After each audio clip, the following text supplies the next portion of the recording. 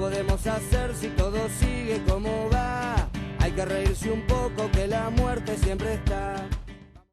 El periodista Alejandro Berkovich presentó hace muy poco en la Feria del Libro de Buenos Aires su último libro, El país que quieren los dueños. Fue una presentación donde hubo muchísima asistencia del público. Este nuevo libro, que es una obra que propone de alguna manera discutir el rol de la élite empresarial, y para ello en este libro, en este trabajo, reunió a prestigiosos especialistas en distintas disciplinas, en distintos temas. Uno de ellos es un amigo de la casa, un habitual partícipe de la banda cambiaria. Me estoy refiriendo a Gustavo García Zanotti, docente, investigador de la Facultad de Ciencias Económicas de la Universidad Nacional de Rosario y también miembro del grupo Surplus, un invitado permanente, como les decía, de la banda cambiaria, Álvaro, ¿no? Sí, que en esta edición también de la banda cambiaria, en su capítulo Economía Semanal, nos dedicamos a analizar este libro, pero sobre todo el capítulo que tiene que ver, que escribió Gustavo con respecto a las guaridas fiscales. Gustavo es un especialista en este tema, lo viene trabajando hace mucho tiempo. Hay que decir, no todos lo conocen, pero por ejemplo es uno de los autores del informe sobre Vicentín, que hoy se utiliza incluso dentro de la causa penal que se sigue, claro, en Rosario. La relación entre el poder económico, las empresas y las guaridas fiscales es un tema que lo ocupa como centro de la investigación. Así que bueno, estamos acá con Gustavo para hablar un poco de lo que es el nuevo libro de Alejandro Berkovich, pero específicamente de su participación en el libro de Gustavo Berkovich. ¿Cómo estás, Gustavo? Bueno, un placer. Encantado todo el equipo de la banda cambiaria de tenerte aquí en este espacio de streaming ahora, así que vamos a charlar un poquito de eso. Espectacular. ¿No? Empezamos por el principio. ¿Qué son las guaridas fiscales y cuáles son las consecuencias que tienen a nivel fiscal, a nivel distributivo, a nivel del equilibrio económico de los países? Bueno, las guaridas fiscales son jurisdicciones que tratan y brindan la posibilidad de sortear reglas y leyes de otras jurisdicciones, ¿no? Que pueden ser leyes tributarias, cambiarias, laborales, medioambientales, de todo tipo.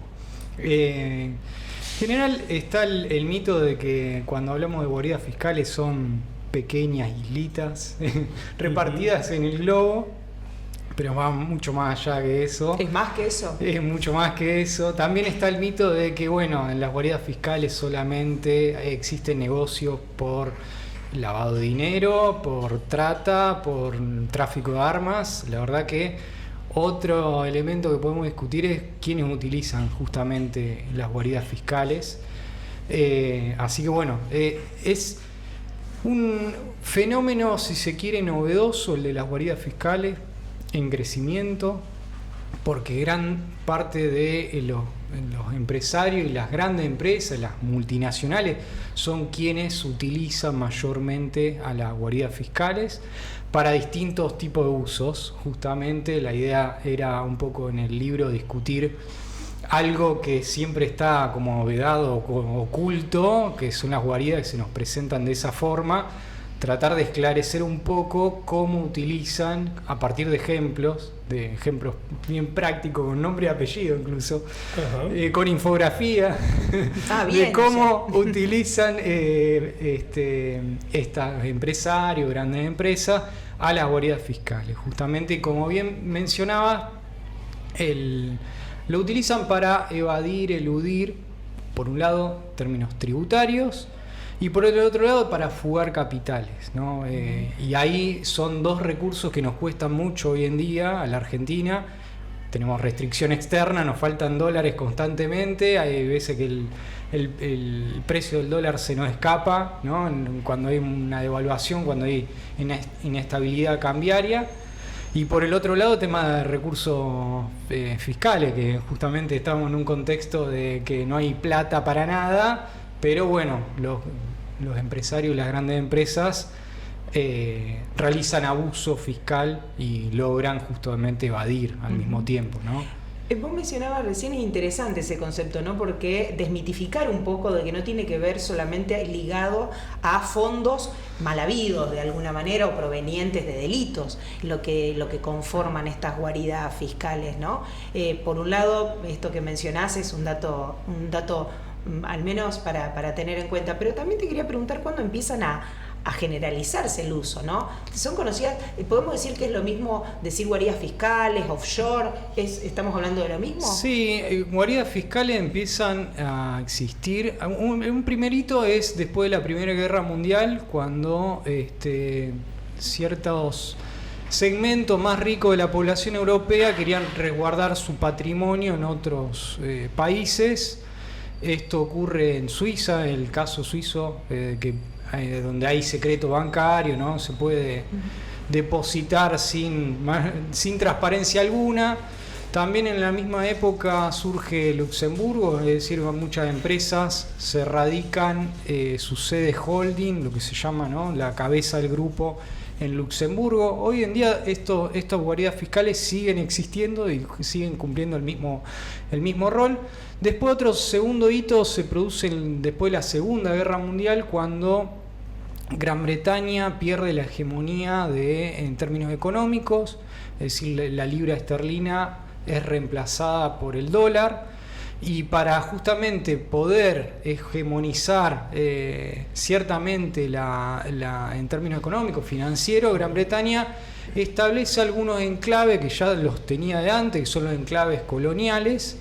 Y ahí está, ¿no?, Hong Kong, Bermuda, un montón de islas, la isla británica, ¿no?, Vírgenes Británicas, ¿no? Hay un montón de islitas pequeñas que son las conocidas, ¿no?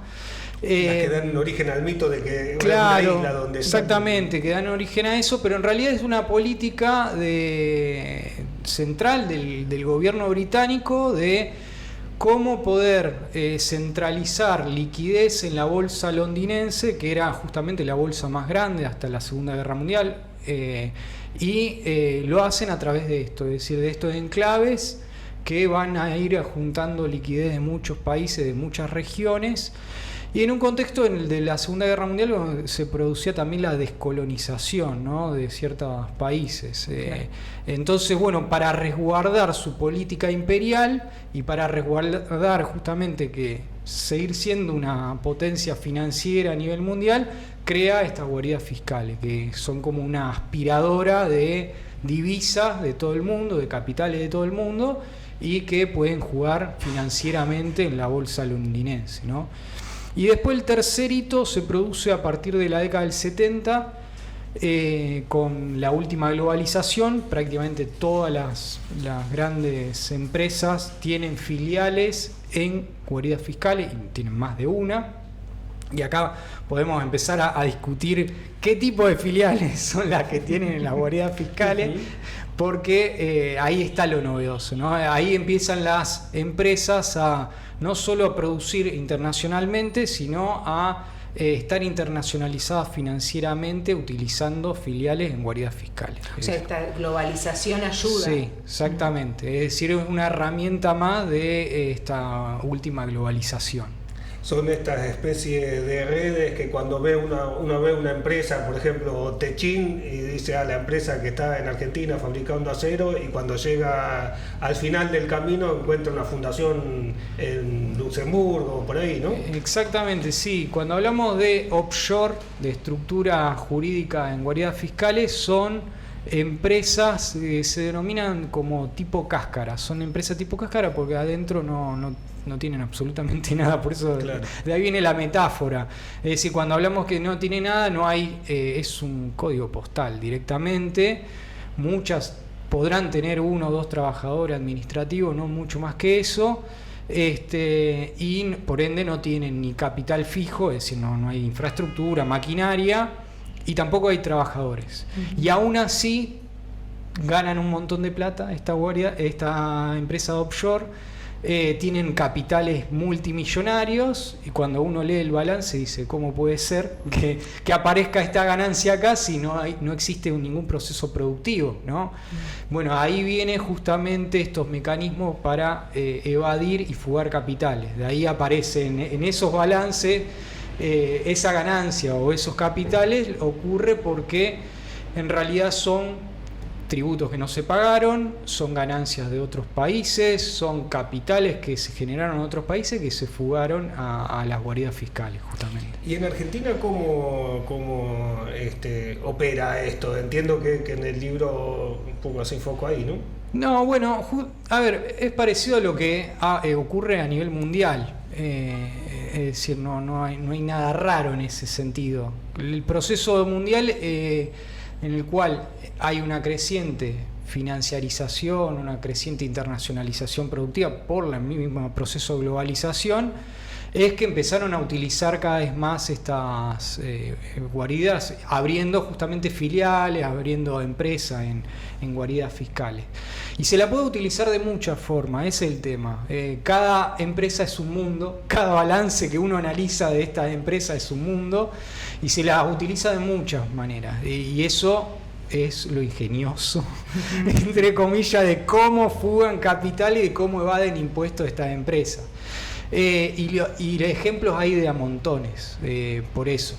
El ejemplo más conocido en general es el de, bueno, se utiliza, acá podemos utilizar el ejemplo de Vicentín. Sí, te iba a decir eso, ¿no? Vicentín. Bueno, como lo utilizaban, una de las formas que lo utilizaban era que Vicentín Argentina le vendía a Vicentín Uruguay, ¿no?